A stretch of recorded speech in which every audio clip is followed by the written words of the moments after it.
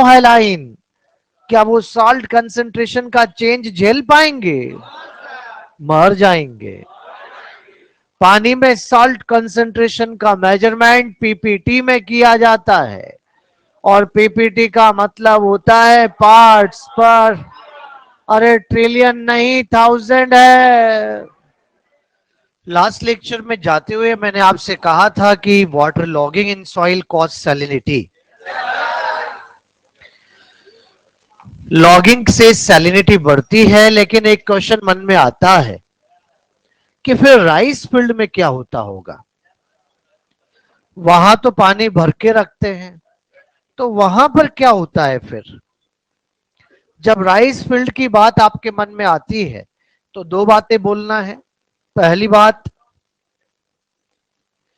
Rice field में blue green algae ओलोसीरा Nostoc साथ में ग्रो करती है, और जब ब्लू ग्रीन एल्गी साथ में ग्रो करती है तो उस केस में वो एसिडिक केमिकल सिक्रीट करके अल्कलाइन सॉल्ट को न्यूट्रलाइज कर देती है। दूसरी बात, जो फार्मर राइस उगाता है वो अपने खेत में राइस काट के राइस नहीं उगाता, क्रॉप रोटेशन जरूर यूज करता है। इस बार आपने खेत में राइस उगाया था ना, फसल पक गई, काट लो और अब दूसरा कुछ लगाओ। बहुत अच्छा तब होगा कि आप लेग्यूम लगाएं, पैप्लियोनेटी लगाएं, दालें लगाएं, चना लगाएं, मटर लगाएं। पैप्लियोनेटी सोयाबीन लगाएं, है? सीजन नहीं बेटा, तो यार चना मटर तो हो सकता है यार, सोयाबीन गर्मी में हो सकता है। आप कोई ऐसी दिक्कत वाली बात नहीं है बेटा, थोड़ा इस बारे में चर्चा करो, थोड़ा जागरूक किसान बनो बेटा। फिर अगली बार वापस चावल लगा लो, फिर बेटा चना लगाओ, दाल लगाओ, मटर लगाओ, फिर राइस लगाओ। इस तरह से खेत में दाल चावल करना। खेत में क्या किया? दाल चावल करना ले फार्मिंग कहलाता है। कौन सी फार्मिंग? यहां ले का मतलब लेग्यूम है बेटा। जब आप किसी क्रॉप को लेग्यूम से ऑल्टरनेट करते हो, चावल लगाओ मत लगाओ, लेग्यूम से ऑल्टरनेट करना है, तो उसे ले फार्मिंग के नाम से पुकारा जाता है। एक बार ये नीट में क्वेश्चन आ चुका है, इसलिए मैंने सोचा कि आपको ये पॉइंट भी साथ में ही बता दिया जाए। ठीक बात है? चलिए बेटा अब आगे बढ़ते हैं, और आज एक और आखिरी एबायोटिक फैक्टर है वाटर, उस पे ले चलते हैं बेटा। टेम्परेचर के बाद अगर किसी फैक्टर का सबसे ज्यादा इंपॉर्टेंस है तो वाटर है। नेक्स्ट टू टेम्परेचर रेनफॉल सबसे ज्यादा इंपॉर्टेंट है। अगर आज कोई बच्चा सोचता हो कि पानी में रहने वालों को पानी से रिलेटेड कोई प्रॉब्लम होती ही नहीं होगी, तो उसका ये सोचना गलत है। अरे पानी की क्वालिटी, पानी की पीएच, पानी का सॉल्ट कंसंट्रेशन बहुत मैटर करता है रे बेटा यार। आप सब बच्चे जानते हैं कि 99% एनिमल, 100% प्लांट्स आर कन्फर्मर। स्टीनोहाइलाइन, क्या वो सॉल्ट कंसंट्रेशन का चेंज झेल पाएंगे? मर जाएंगे।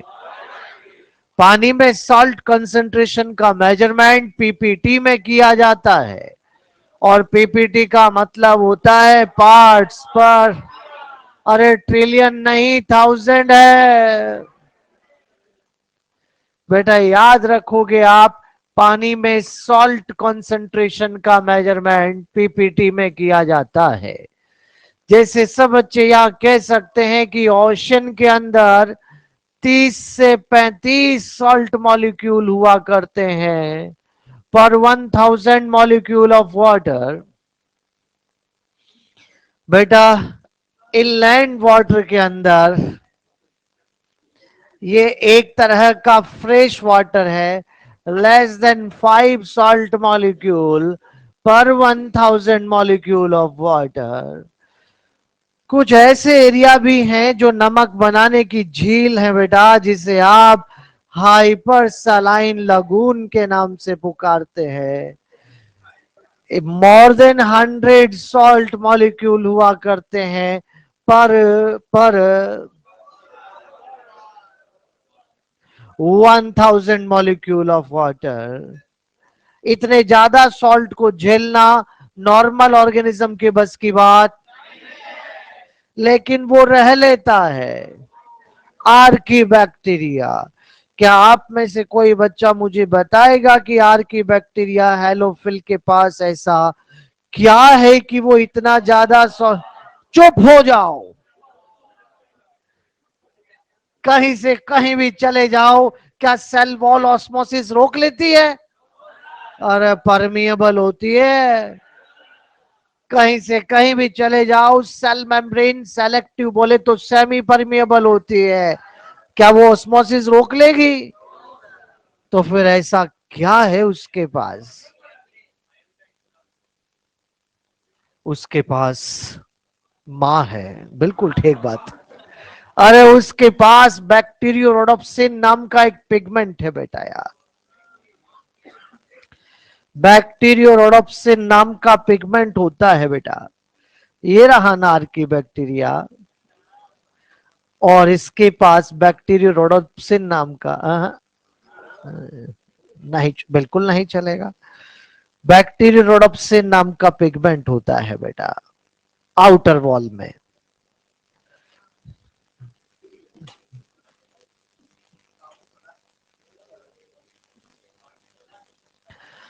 बैक्टीरियोरोडोप्सिन डायरेक्ट सनलाइट से एटीपी बनाना जानता है। एटीपी की एनर्जी से एक्टिव एब्जॉर्प्शन करके बाहर के सॉल्ट को अंदर खींच लिया जाएगा, और अंदर ले जाकर अंदर का ऑस्मोटिक प्रेशर बाहर के ऑस्मोटिक प्रेशर के बराबर मेंटेन हो जाएगा। क्या बच्चों आप जानते हो कि एब्जॉर्प्शन एक्टिव और पैसिव दो प्रकार का होता है? एक्टिव एब्जॉर्प्शन में एनर्जी चाहिए, वो एनर्जी कहां से आएगी? लाइट से। बैक्टीरियोडोप्सिन एटीपी बनाएगा और बाहर के सॉल्ट को अंदर खींच लेंगे बेटा। अंदर खींच के अंदर का ऑस्मोटिक प्रेशर बाहर के ऑस्मोटिक प्रेशर के बराबर मैनेज कर लेंगे, तभी तो वो हाई सॉल्ट कंसंट्रेशन को झेल पाएगा। एक बात सुन लो बेटा, लाइट से एटीपी बना रहा है, क्या हेलोफिल्स आर्की बैक्टीरिया ऑटोट्रॉफ है?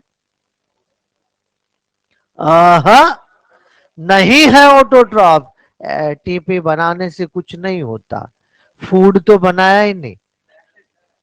जब तक फूड फॉर्मेशन नहीं होता ऑटोट्रॉफ नहीं होता।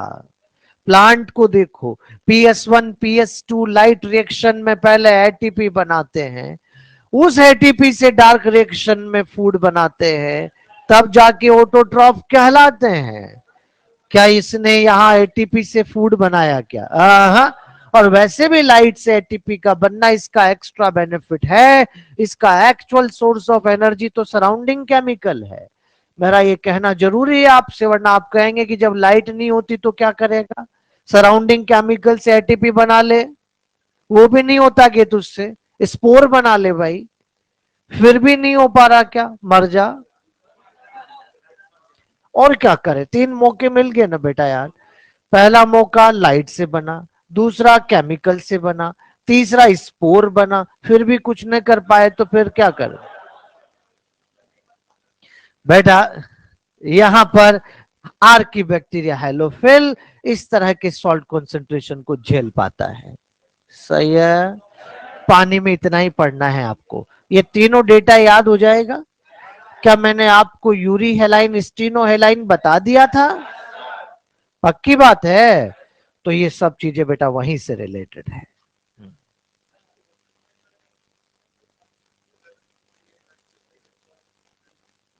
ओशन में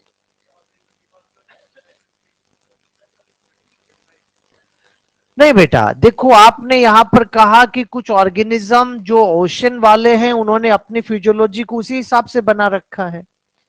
जो पहले से वहां रहते हैं वो तो उनकी बॉडी के ऑस्मोटिक प्रेशर को बना के रखेंगे। जो नहीं बनाना जानता वो या तो यूरी हेलाइन होगा, उसे आता है ऐसा करना, खर्चा करके कर लेगा, और नहीं कर पाएगा तो मरेगा, मर जाओ।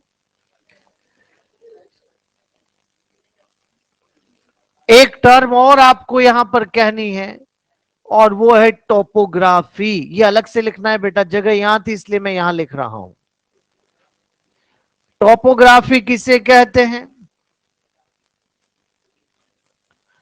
Physical structure of earth surface topography कहलाती है। इसको समझने के लिए आपको ऐसा मानना पड़ेगा जैसे आप अर्थ से बाहर आ गए, आप देख रहे हो कि ये रही अर्थ, जरा इसकी सतह, इसकी सरफेस देखो, कहीं बड़े बड़े पहाड़ दिख रहे हैं क्या? नहीं दिख रहे क्या? अरे देखो यार, ढंग से देखो, कहीं बड़े बड़े माउंटेन है, कहीं स्लॉप है, कहीं ऊबड़ खाबड़ है। अरे वही तो टोपोग्राफी है बेटा यार। Physical structure of earth surface he topography कहलाती है। उसी को आप टोपोग्राफी के नाम से पुकारते हैं। Physical structure of earth surface he topography कहलाती है। बेटा टोपोग्राफी क्लाइमेटिक कंडीशन को बदल देती है। इसका अच्छा एग्जाम्पल राजस्थान का उदयपुर है। उदयपुर अरावली हिल्स के पास बसा हुआ है। बादल आते हैं, अरावली से टकराते हैं, उदयपुर में बरस जाते हैं। उसी अरावली के दूसरी तरफ जाओ तो डेजर्ट है।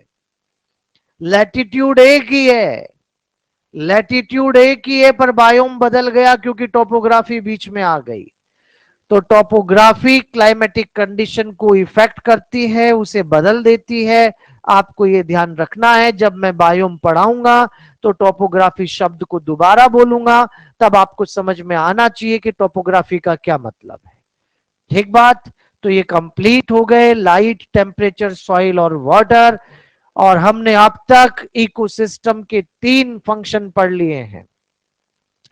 जरा आपको पहले मैं याद दिला दूं, जब हमने इकोसिस्टम पढ़ना शुरू किया था तो इकोसिस्टम के 2 कंपोनेंट बोले थे, बायोटिक और एबायोटिक, और इनके आपस में इंटरेक्शन से 4 फंक्शन बोले थे।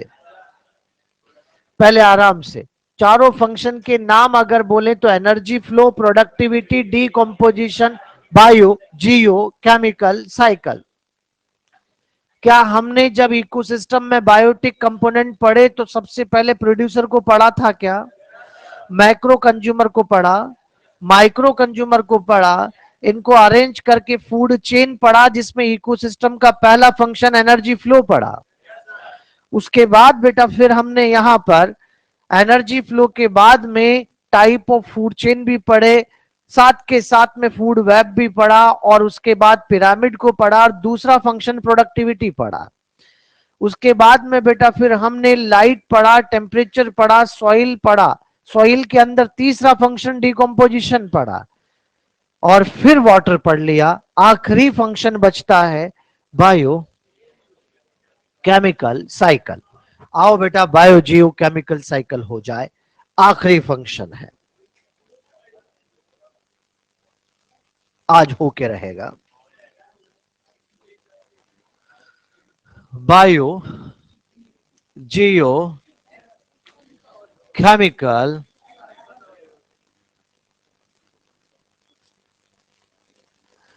बायो का मीनिंग होता है प्लांट्स, एनिमल्स, माइक्रोब्स।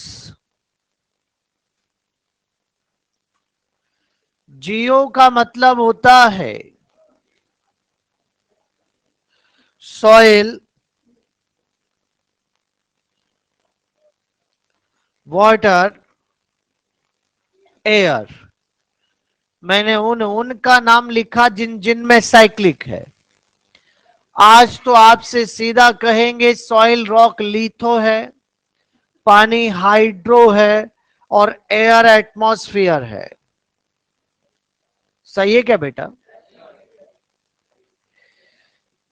यहां पर केमिकल दो प्रकार का होता है, ये मिनरल भी होता है और ये गैसियस भी होता है। मिनरल का मतलब phosphorus, sulphur, calcium, magnesium, silica. Gaseous carbon, hydrogen, nitrogen, oxygen etcetera. बच्चों बोर्ड पे देखो एक बार। आज मैंने इस केमिकल को मिनरल और गैस में डिवाइड किया है। ये मिनरल कब होगा, ये गैस कब होगा? जब हमें ये पता लग जाए कि बायो के पास, plant animal microbe specially plant, bio के पास जियो के किस पार्ट से आ रहा है, तो हम समझ जाएंगे कि वो मिनरल है कि गैस है। अगर वो लीथो बोले सॉइल और रॉक से आया है तो मिनरल है, एटमॉस्फेयर से आया है, नहीं पहुंचा क्या बेटा? पानी इंटरमीडिएट है क्योंकि गैस पानी में घुल के भी चली जाती है। तो समझ जाइए, अगर वो बायो के पास जियो के लीथो से पहुंचा तो, अगर वो बायो के पास जियो के एटमॉस्फेयर से पहुंचा तो क्या वाटर इंटरमीडिएट पार्ट है? इसका मतलब ये हुआ कि मिनरल साइकिल का रिजर्वॉयर अर्थ क्रस्ट होता है और गैसियस साइकिल का रिजर्वॉयर एटमॉस्फेयर होता है।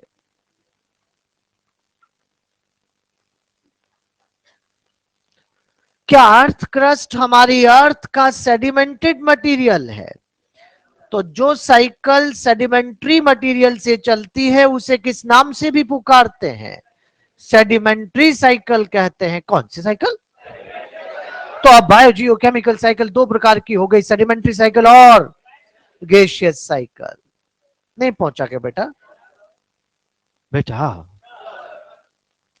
आज मैंने इनको बायो जियो केमिकल साइकिल क्यों कहा? क्योंकि ये रहा बायो और ये रहा जियो। बेटा जियो, क्या बायो के अंदर प्लांट एनिमल माइक्रोब आता है?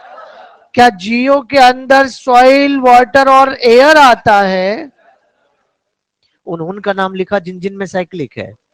प्लांट तू यहां से मिनरल एब्जॉर्ब कर ले, एनिमल तू इसे खा जा, खा के दोनों मर जाओ, क्या वापस सॉइल में आ जाएगा? यहां से भी जाएगा, खा जाओ मर जाओ, क्या पानी में आ जाएगा? अरे O2 ले ले, CO2 दे दे, CO2 ले ले, O2 दे। क्या लगातार चल रहा है क्या? मिनरल और गैस बायो और जियो के बीच लगातार साइक्लिक है, तभी तो नाम दिया बायो जियो केमिकल। एक दिन की बात है, प्लांट ने सॉइल से मिनरल एब्जॉर्ब किया, एनिमल ने खाया तो उसके पास भी गया, दोनों मर गए तो सॉइल में भी आया। अचानक तेज बरसात, और जब तेज बरसता है तो दो बातें होती है, या तो लीचिंग से नीचे चला जाए और ज्यादा ही तेज बरसे तो बह जाए। जो चला गया, जो बह गया, उतनी कमी आ गई, और अगर लगातार बहता रहा भारी पड़ जाएगा। कोई चाहिए जो इनपुट दे। अरे इनपुट वहीं से आएगा जिसके पास सबसे ज्यादा है। अगर मिनरल गया है तो अर्थ क्रस्ट से आएगा, और गैस गई है तो एटमॉस्फेयर से आएगी। जो चला गया उसे आपकी एनसीईआरटी इफ्लक्स कहती है, और जो आ रहा है उसे आपके एनसीईआरटी इनफ्लक्स कहती है। क्या मैं ऐसा कह दूं? इन इफ्लक्स से जो इम्बैलेंस क्रिएट हुआ है उसको लगातार बैलेंस करने के लिए जो सोर्स काम करता है वही रिजर्वॉयर कहलाता है। मैं रिपीट करूंगा, फिर सुन लो। ही फ्लक्स से जो इम्बैलेंस क्रिएट हुआ है उसे कंटिन्यूअस बैलेंस करने के लिए जो सोर्स इनफ्लक्स करता है वही रिजर्वायर कहलाता है। क्या रिजर्वायर इफ्लक्स और इनफ्लक्स के बीच के बैलेंस को बना के रखता है?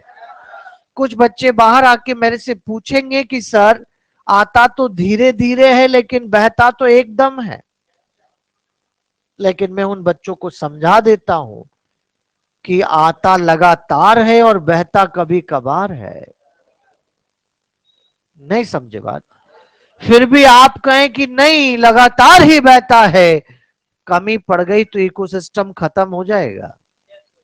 इनफ्लक्स इफ्लक्स से ज्यादा होना चाहिए, तभी तो कहते हैं आपसे ट्रीज लगाओ, सॉइल बाइंडर्स लगाओ, सॉइल एरोजन को बचाओ।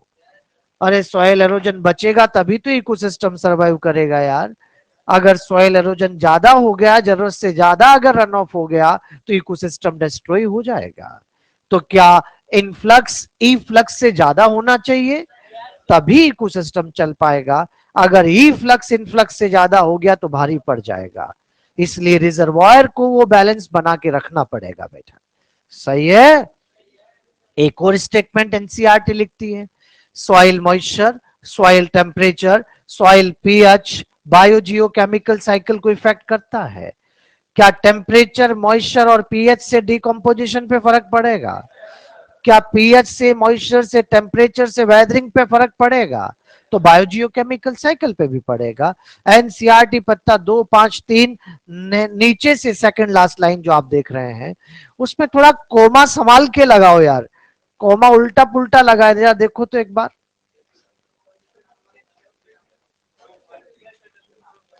तो सॉइल कोमा मॉइस्चर लिखा होगा तो सॉइल मॉइस्चर फिर कोमा आएगा। हाँ यस, सॉइल मॉइस्चर एक साथ है, इनफ्लक्स ज्यादा होना है। देखो लास्ट लाइन भी पढ़ी लो ताकि इनफ्लक्स इफ्लक्स वाली बात समझ में आ जाए। आगे पढ़ लो लास्ट लाइन को।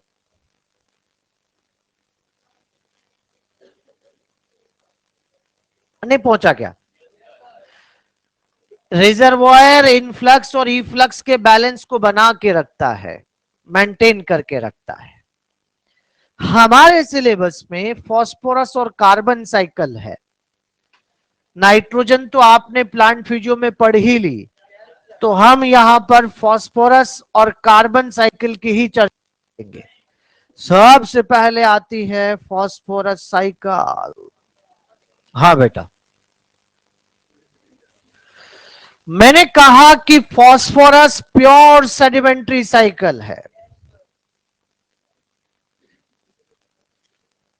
फास्फोरस प्योर सेडिमेंट्री साइकिल है क्योंकि फास्फोरस का प्लांट के पास जाना अर्थ क्रस्ट से ही होता है।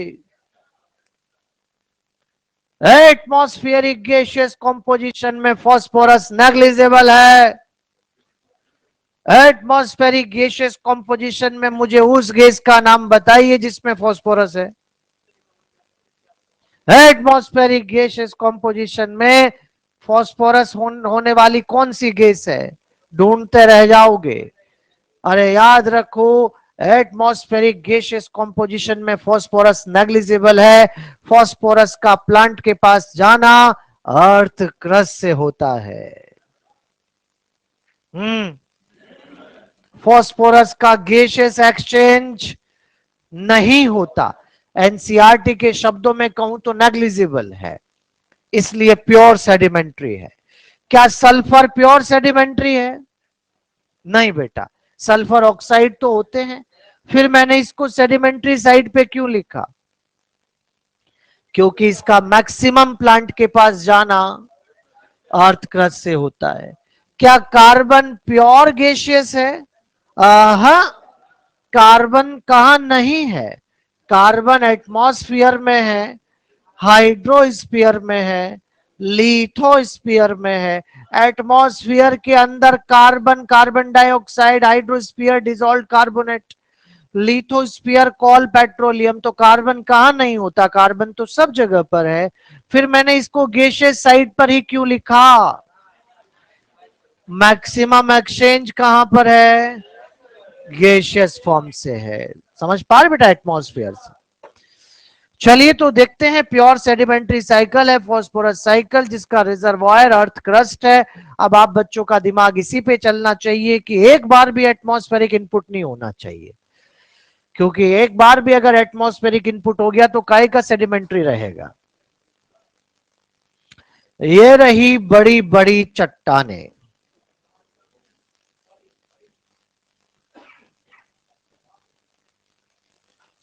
जिनका composition phosphorus, sulphur, calcium, magnesium, silica, phosphorus, sulphur, calcium, magnesium, silica.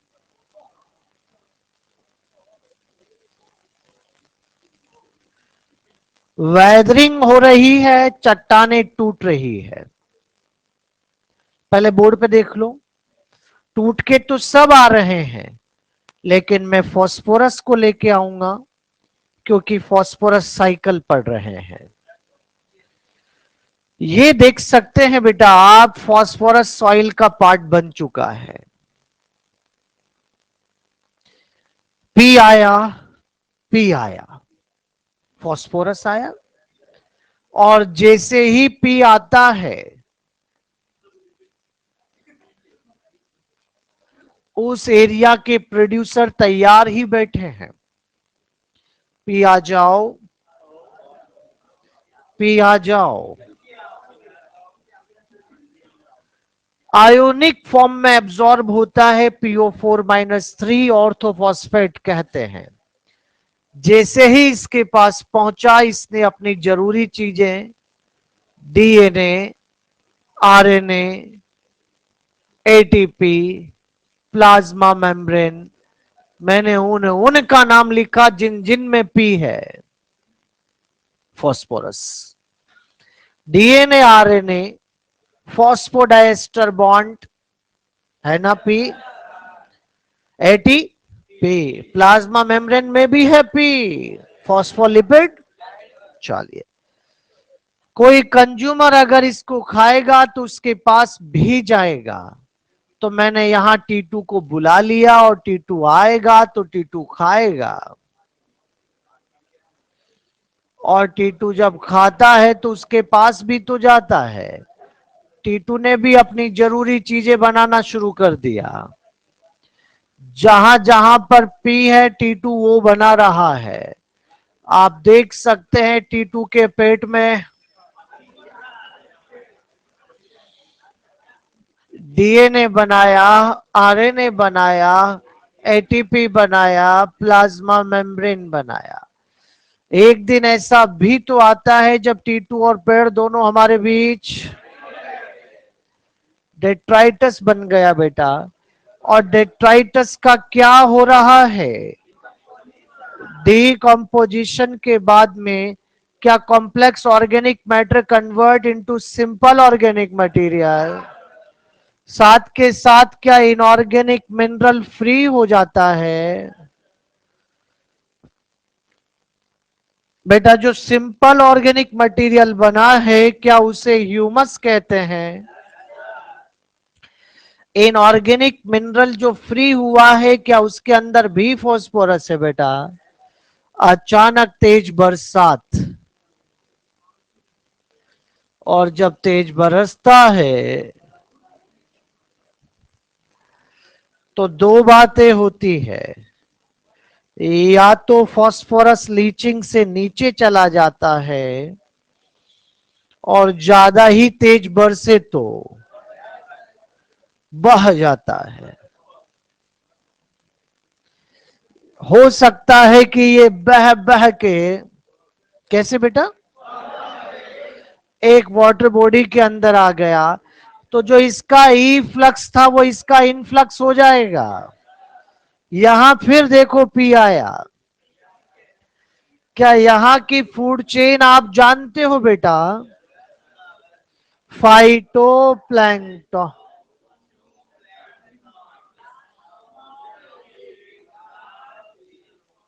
क्या इसमें भी पी जा रहा है? अरे ऐसा भी तो हो सकता है ना बेटा कि कोई आए, कोई और इसे उड़ा ले जाए।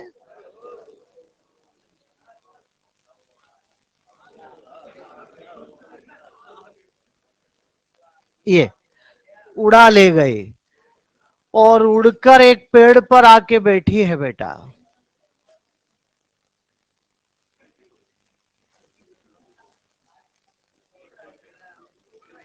छोटी नहीं हुई, हाइट पे बैठी है, छोटी दिख रही है।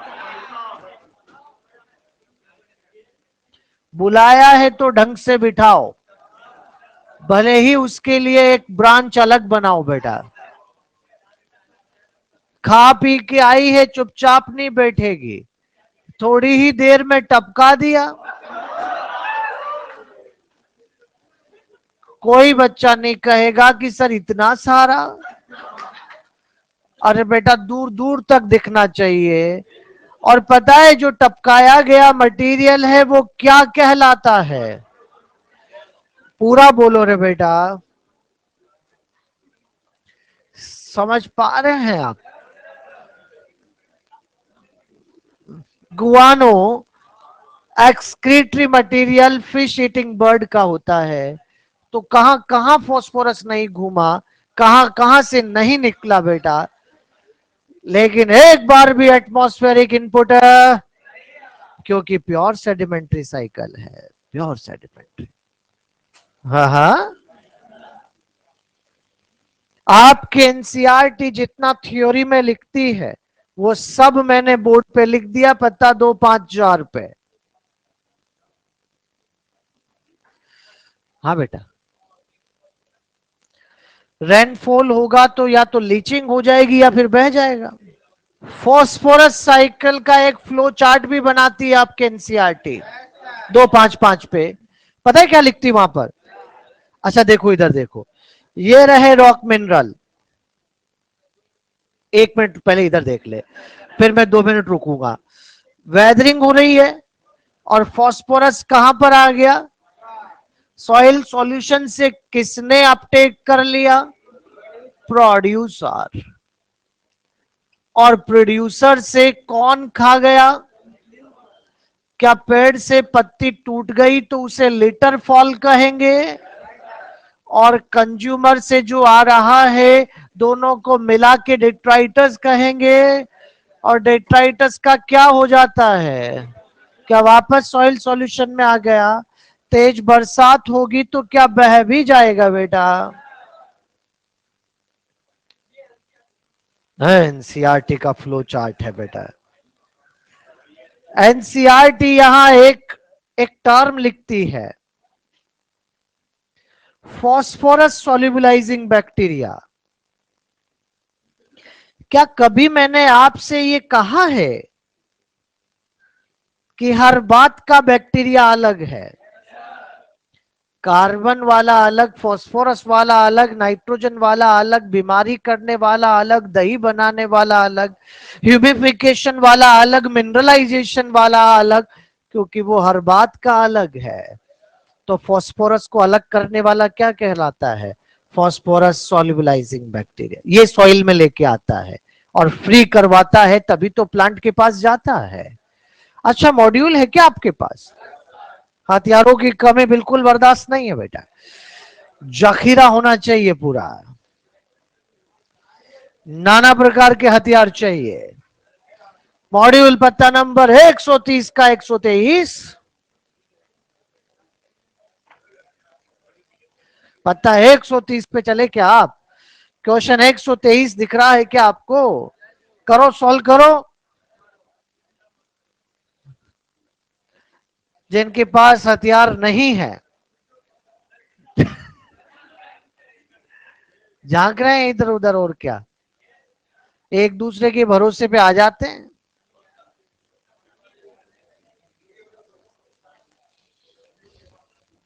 आंसर बोलो रे। थर्ड।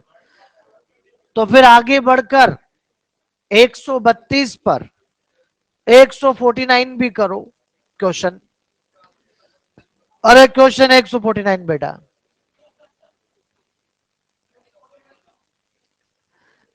149 किया ना?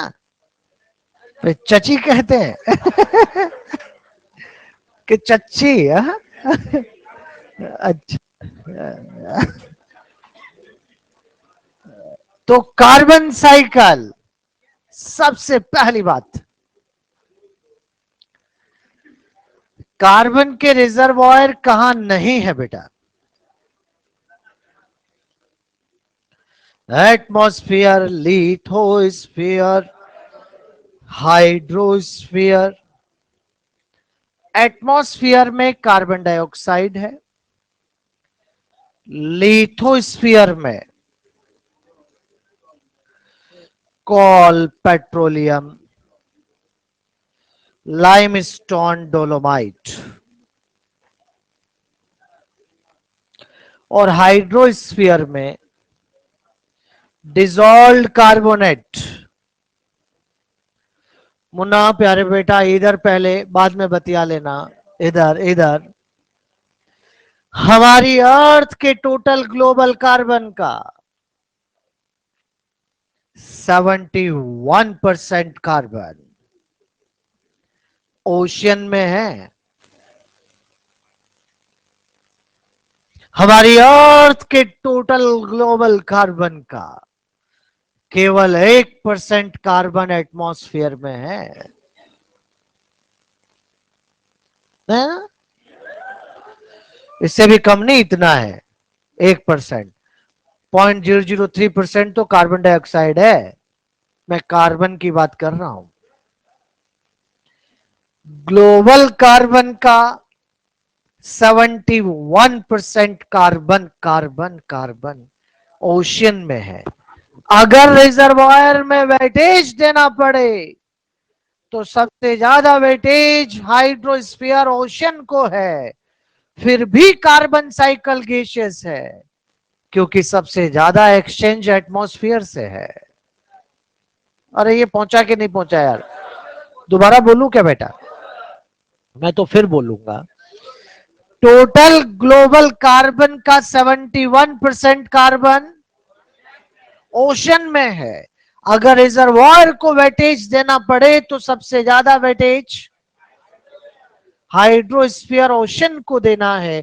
फिर भी कार्बन साइकिल गैसियस है क्योंकि सबसे ज्यादा एक्सचेंज एटमॉस्फेयर से है। इसका सीधा मतलब यह हुआ कि जहां सबसे कम कार्बन है वहां से एक्सचेंज सबसे ज्यादा है। हाँ, जहां सबसे कम कार्बन है वहां से एक्सचेंज, अगर वहां कोई कमी, कोई वैसी कुछ होता है तो उसको वही रेगुलेट करेगा जिसके पास सबसे ज्यादा है।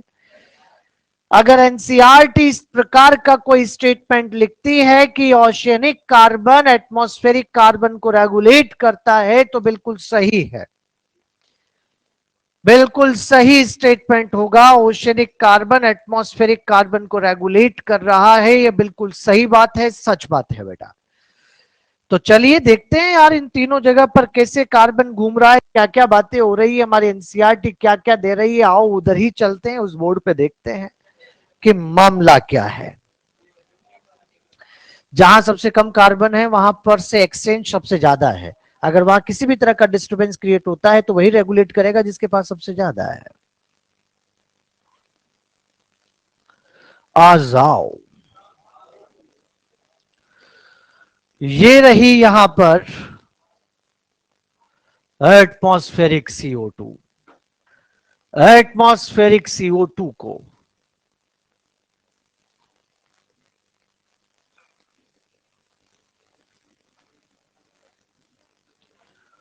प्रोड्यूसर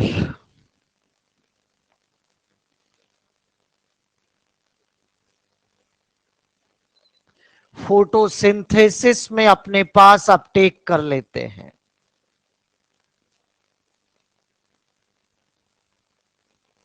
एक एस्टिमेटेड वैल्यू है कि हमारी अर्थ के जितने प्लांट हैं, tree, shrubs, herb, phytoplankton, green algae, जो भी है, जो फोटोसिंथेसिस करता है, ऑक्सीजेनिक फोटोसिंथेसिस करता है, CO2 को एब्जॉर्ब करता है, एक साल में जितना फोटोसिंथेसिस करता है, 4 मल्टीप्लाई 10⁻13 किलोग्राम कार्बन अपने बायोमास में खींच लाते हैं।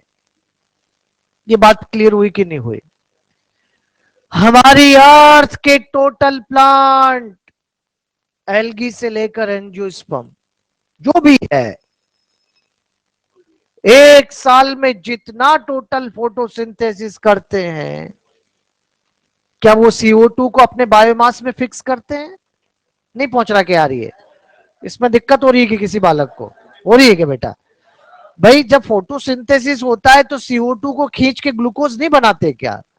इसका मतलब बायोमास का पार्ट बनाते हैं। तो कितना कार्बन ऊपर से खींच के अपने पास ले आते हैं? 4 मल्टीप्लाई 10⁻13 किलोग्राम कार्बन एटमॉस्फेयर से खींच के प्लांट अपने पास फिक्स कर लेते हैं, अपने बायोमास में ले आते हैं। ये बात पहुंच गई? अब जब कोई कंज्यूमर इसे खाता है तो क्या उसके पास भी कार्बन जाता है? आज T2 आखिरी बार आपके बीच आया है बेटा, अब T2 नहीं आएगा। चाहे प्लांट चाहे कंज्यूमर जब रेस्पिरेशन करते हैं तो क्या CO2 वापस एटमॉस्फेयर में जाता है? अरे ठीक बात है बेटा। एक दिन ऐसा भी तो आता है जब T2 और प्लांट दोनों हमारे बीच, इनके डेट्राइटस का क्या हो रहा है? क्या डीकॉम्पोजिशन जब होता है तो माइक्रोब्स भी तो रेस्पिरेशन करते हैं, और माइक्रोबियल रेस्पिरेशन से CO2 वापस रिलीज होती है ना बेटा। यहां ये सॉइल का पार्ट बन जाती है, मतलब कि ह्यूमस में भी आ जाता है। पुराने टाइम की उथल पुथल से जो पेड़ नीचे दब गए थे वो प्रेशर और टेम्परेचर के चलते कॉल पेट्रोलियम में बदल गए। इसको ह्यूमन यहां से लगातार निकाल के बर्न कर रहा है। अगर ऐसा हो रहा है तो इनकी बर्निंग से भी तो CO2 वापस जा रही है। जा रही बेटा? तो मत चला जाना इधर से। हाँ, तो बर्निंग से भी CO2 वापस गई बेटा। आ जाओ, अब तक जो कुछ भी हुआ है ये एटमॉस्फेयर लिथोस्फीयर के बीच हुआ, अब हाइड्रोस्फीयर में आ जाइए। CO2 पानी में आके घुल जाती है, H2CO3 बनता है, जो टूटकर H प्लस HCO3 माइनस में टूट जाता है। ये कैल्शियम के साथ रिएक्ट करके कैल्शियम कार्बोनेट, कैल्शियम बाइकार्बोनेट बनाते हैं बेटा। और ये ऐसे ऑर्गेनिज्म की आउटर कवरिंग है जिसे कोरल कहते हैं। कोरल के मरने पर कोरल रीफ बनती है। कोरल रीफ को आप यहां कैलकेरियस सेडिमेंट के नाम से पुकारते हैं। अब आराम से सुनो, एनसीईआरटी एक टर्म लिखती है कैलकेरियस सेडिमेंट। क्या लिखा बोलो तो? कैलकेरियस सेडिमेंट का मतलब होता है कैल्शियम रिच कार्बन सेडिमेंट। बोलो मैंने क्या कहा? जिसमें कैल्शियम ज्यादा है। और कैलकेरियस को मुझे समझाना था तो मुझे कहां आना पड़ा? कोरल रीफ बनाने के लिए मुझे कहां आना पड़ा? कोरल पे आने के लिए मुझे कैल्शियम कार्बोनेट बाइकार्बोनेट बनाने पड़े। इसीलिए तो कैल्शियम से रिएक्ट करवाया पानी में लाके। और ना आप कहते हैं कि सर ये कैल्शियम से ही क्यों रिएक्ट करवा रहे हो, पानी में तो और भी कुछ होता है, फिर कैल्शियम ही क्यों? क्योंकि मुझे तो ये समझाना है, इसलिए कैल्शियम से रिएक्ट करवाया है। पहुंच गई बात? यहां पर फूड चेन भी चल रही है। फाइटो प्लैंकटन,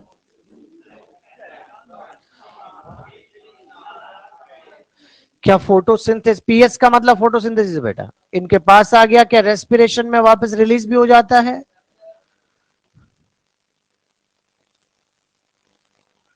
बेटा यहां पर जब सब मर जाते हैं तो इनसे भी तो ऑर्गेनिक सेडिमेंट बनता है।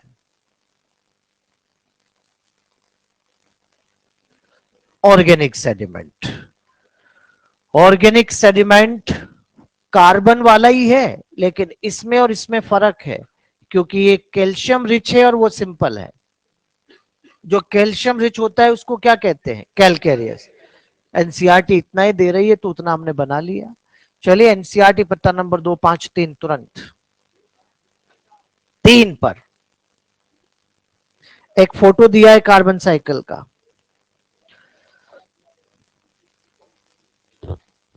सबके पास फोटो में बीच में एक आग लगी हुई है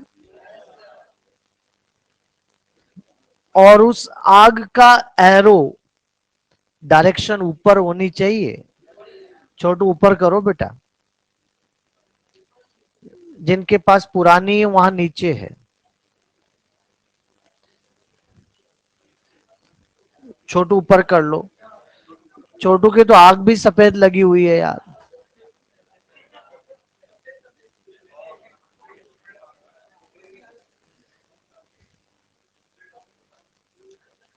उसके बाद पेड़ के पास एक काऊ खड़ी है। ऐसे पेड़ बना है और उसके पास काऊ बनी है। एक एरो ऐसे जाएगा, एक एरो ऐसे जाएगा, एक एरो ऐसे जाएगा, एक एरो ऐसे जाएगा। एनसीईआरटी ने कोई गलत नहीं किया, बस काऊ को डेट्राइटस खिलवा दिया। सही कर लो। काऊ को डेट्राइटस खिलवाया है, ठीक बात है। एरो का डायरेक्शन सही कर लिया। गलतियां तो और भी है लेकिन छोड़ो रे बेटा, यार क्या करना। अरे यार पेट्रोल पंप के पास आग लगा दी यार बेटा। कोई हादसा हो सकता है। और काऊ के पीछे लगाई आग, भाग गई तो भारी पड़ जाएगा। बना लो जल्दी, बना लो बेटा। अरे ये बना लो बेटा। और क्या बनाएगा? चचा बहुत बोल रहे हैं आज।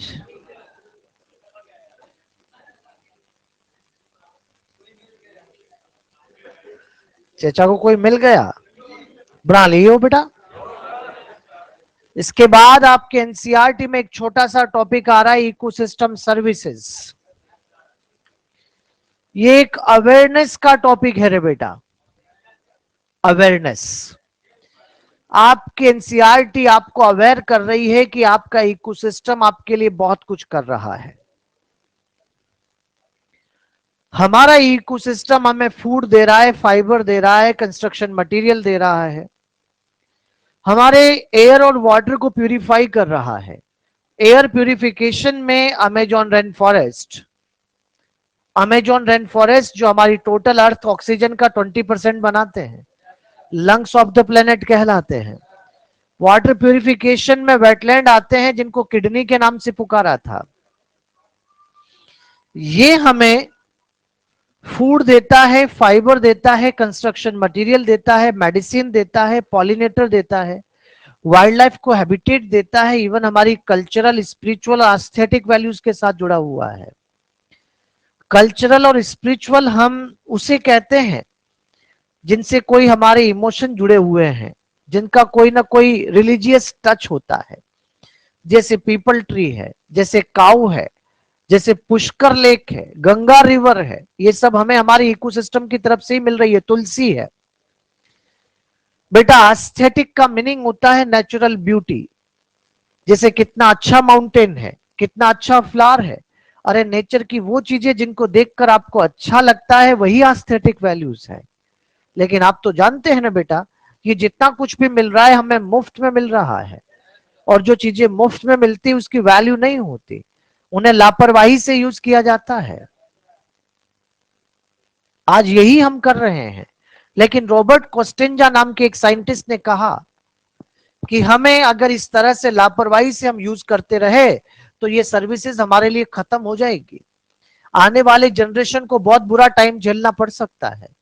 इसी बात को सोचकर उन्होंने कहा कि हमें इस पर कुछ प्राइस टैग देना चाहिए। लोग ऐसे नहीं मानेंगे, वैसे तो अमूल्य है, लेकिन फिर भी उन्होंने कोशिश की। कोशिश कैसे की होगी आप भी सुने। मान लीजिए एक हेल्दी पर्सन है, दिन भर 12 घंटे में जितनी ऑक्सीजन कंज्यूम कर रहा है अपने एनवायरमेंट से मुफ्त में ले रहा है। एक काम कीजिए, उसे 12 घंटे के लिए हॉस्पिटल में एडमिट करो, और वहां से ऑक्सीजन सिलेंडर से ऑक्सीजन दो, देखते हैं वो 12 घंटे बाद हॉस्पिटल वालों को कितना पैसा दे के आता है। टोटल पॉपुलेशन के हिसाब से कैलकुलेशन की जा सकती है, और कैलकुलेट करके इन्होंने कहा कि जितना कुछ भी ऑक्सीजन तो है ही, जितना कुछ भी टोटल हमें हमारे इकोसिस्टम से मिल रहा है, इसकी value around 33 trillion US dollar के बराबर है। जबकि हमारे वर्ल्ड का GNP, global growth national productivity, मतलब वर्ल्ड का टोटल मनी सर्कुलेशन केवल 18 ट्रिलियन यूएस डॉलर के बराबर है। अरे लगभग डबल के बराबर तो मुफ्त में मिल गया रे यार। और जब इतना मुफ्त में मिल जाए तो उसकी वैल्यू करना चाहिए, इसको संभाल के रखना चाहिए। बेटा आज एक काम करते हैं, 2-3 मिनट एक्स्ट्रा लूंगा मैं आपके। आज एक काम करते हैं कि इकोसिस्टम की इन टोटल सर्विसेज को, इकोसिस्टम की इन सर्विसेज को बेटा आज हम इकोसिस्टम की इन सर्विसेज को आज 3 पार्ट में डिवाइड करेंगे। चलिए एनसीईआरटी पर सीधा 2-5-5 से चलेंगे, 2-6-5। आपको वहां एक टॉपिक दिखेगा, why should we conserve biodiversity. आज इकोसिस्टम की सर्विसेज को कुछ पार्ट में डिवाइड किया जा रहा है, जिसमें पहला पार्ट आता है इकोसिस्टम की वो सर्विस जिनसे हमारा डायरेक्ट इकोनॉमिक बेनिफिट है। कैसा बोला? इकोनॉमिक बेनिफिट है, उसे नैरोली यूटिलिटेरियन कहते हैं। नाम बोलो। नैरो का मतलब पास। जिनसे हम जुड़े हैं लेकिन इकोनॉमिक बेनिफिट नहीं, वो ब्रॉडली यूटिलिटेरियन कहलाती है। नाम बोलो। जैसे ऑक्सीजन ब्रॉड का पार्ट है, बीमारी वाला केस अलग है। ऑक्सीजन तो ब्रॉड का पार्ट है, क्योंकि आप जानते हैं कि जितने भी हम हमारे एनवायरमेंट से ऑक्सीजन खींच रहे हैं, फ्री में खींच रहे हैं, किसी को पैसा देने की जरूरत नहीं है। तो एक काम करते हैं बेटा, मैं सर्विस बोलूंगा और आप बच्चे नैरो और ब्रॉड बोलेंगे। तैयार हैं क्या आप? Food, fibre, construction material, medicine, pollinator, broad. हमारे खेत में जितना हनी बी ने, हवा ने पॉलिनेशन किया, क्या उसके पैसे दिए क्या उसको? अरे वो हमारे इकोसिस्टम से मुफ्त में मिली हुई सर्विस है हमें। पॉलिनेटर्स ब्रॉड सर्विस का पार्ट है, लेकिन फ्रूट मिल गया वो नैरो हो जाएगा। बुलबुल का सॉन्ग, कोयल का सॉन्ग और जितनी भी एस्थेटिक वैल्यू है सब ब्रॉड में ही आती है। कितना बढ़िया माउंटेन, रिवर, कुछ भी देखो आप, सब ये ब्रॉड वैल्यूज का ही पार्ट है बेटा। कुछ बच्चे ऐसा सुन के कह देते हैं कि सर चंबल गार्डन का तो टिकट लगता है। मैं उन बच्चों को कह देता हूं कि वो देखने का नहीं लगा, मेंटेनेंस का लगा है, क्योंकि बच्चे जाके वहां नुकसान करते हैं तो मेंटेनेंस का टिकट लिया जाता है। ठीक, पत्ता पलटो। अब इथिकल आर्ग्यूमेंट। अब आपकी मॉरल ड्यूटी बनती है कि इकोसिस्टम की इन सर्विसेज को आप बचा के रखोगे, क्योंकि छोटी से छोटी क्यों ना हो, हर एक स्पीसीज की वैल्यू है हमारे इकोसिस्टम में। अरे वैल्यू है तभी इकोसिस्टम में, अगर नहीं होती तो अब तक खत्म ही हो जाती यार। हाँ मैं कहूंगा साथ में, कुछ स्पीसीज को हम जानबूझ के मारना चाहते हैं जो पैथोजन है। हम चाहते हैं कोरोना जड़ से खत्म हो जाए, लेकिन हर किसी को तो मत मारो रे यार। ह्यूमन की आदत है कि जिनसे वो डायरेक्ट जुड़ा नहीं है वो मरे तो मर जा, लेकिन समझाओ रे ह्यूमन को कि जिनसे हम डायरेक्ट नहीं जुड़े हुए, हो सकता है वो उनसे जुड़ी हो जिनसे हम डायरेक्ट जुड़े हैं। अरे उसके जाने से वो भी तो चली जाएगी रे। म्यूचुअलिज्म हो सकता है यार। अगर ऐसा है तो हमें हर एक स्पीसीज, चाहे वो हमारे काम की हो या ना हो, छोटी से छोटी स्पीसीज को संभाल के रखना चाहिए, इकोसिस्टम की वैल्यू करनी चाहिए। हर स्पीसीज हमारे काम की होती है बेटा। इथिकल आर्गुमेंट समझ में आ रहा है? वापस पत्ता 2-5-5 पे आ जाइए। लास्ट पैराग्राफ अंडरलाइन कर लीजिए कि टोटल इकोसिस्टम सर्विस की वैल्यू लगाई थी ना 33 ट्रिलियन यूएस डॉलर, उसका 50% सॉइल फॉर्मेशन के लिए था। 10% किसके लिए, 6% किसके लिए, अंडरलाइन कर लेंगे आप। और ये आने वाले माइनर या मेजर में कोई एक आपसे पूछा जाएगा। तीनों में से कौन सा आएगा मुझे नहीं पता, लेकिन आएगा कोई एक। आपके माइनर या मेजर आपको परेशान करने के लिए नहीं, आपको याद करवाने के लिए होते हैं चीजों को। उनको इसी वे से देखा करो। ठीक बात। तो कभी मैं आगे चलकर आपसे नैरो और ब्रॉड यूटिलिटेरियन पूछूं तो बता दोगे क्या आप? पक्की बात है। अच्छा, जाते जाते मुझे इतना बता जाओ, कार्बन साइकिल और फॉस्फोरस साइकिल में दो डिफरेंस कोई आपसे पूछे तो क्या कहोगे? बहुत गजब, मैं समझ गया बेटा आप क्या कह रहे हैं। पहला डिफरेंस, कार्बन का गैसियस एक्सचेंज होता है, फॉस्फोरस का नहीं होता, क्योंकि वो होता ही नहीं, नेग्लिजिबल है। दूसरा जो बड़ा डिफरेंस, ठंड रखो बेटा, ठंड रखो, कार्बन और फॉस्फोरस में कार्बन बरसात के पानी के साथ घुल के नीचे आता है, फॉस्फोरस नहीं आता, क्योंकि होता ही नहीं, क्या घुलेगा। कार्बन बरसात के पानी में घुल के नीचे आता है।